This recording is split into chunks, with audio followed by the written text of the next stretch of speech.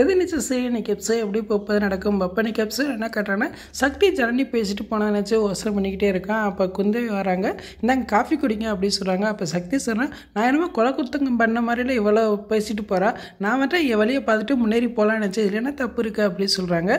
நீ காஃபி குடிச்சியா அப்படின்னு சக்தி கேட்குறா. அப்போ குந்தவி சொல்கிறாங்க, நீங்கள் குடிச்சதில் கொஞ்சம் கொடுங்க நான் குடிக்கிறேன் அப்படிங்கிறாங்க. அப்புறம் 2 பேரும் ஷேர் பண்ணி குடிக்கிறாங்க. அவங்களுக்குள்ள சின்ன ரொமான்ஸு நடக்கிற மாதிரி காட்டுறாங்க. சக்தி இப்படி மாறுவான்னு நினைக்கவே இல்லை, அந்தளவுக்கு மாறின மாதிரி தான் காட்டுறாங்க. அதுக்கப்புறம் பார்த்தா குணசேகர் விட்டு தான் காட்டுறாங்க. அப்போ விசாரிச்சு வந்து அழுதுகிட்டு இருக்காங்க. ஏமா இப்படி அழுதுகிட்டு இருக்க அப்படின்னு கேட்குறாங்க. அப்போ கரிகால சொல்கிறேன், எப்படியாவது மருமகளிட பேசி கூட்டு வந்துடலான்னு நினச்சாங்க, ஆனால் அவங்க அசிங்கப்படுத்தி அனுப்பிவிட்டாங்க அப்படின்னு சொல்கிறாங்க. அதை கேட்டாலும் குணசேகரன் சக்தி எல்லாருமே டென்ஷன் ஆகிற மாதிரி கேட்டுறாங்க.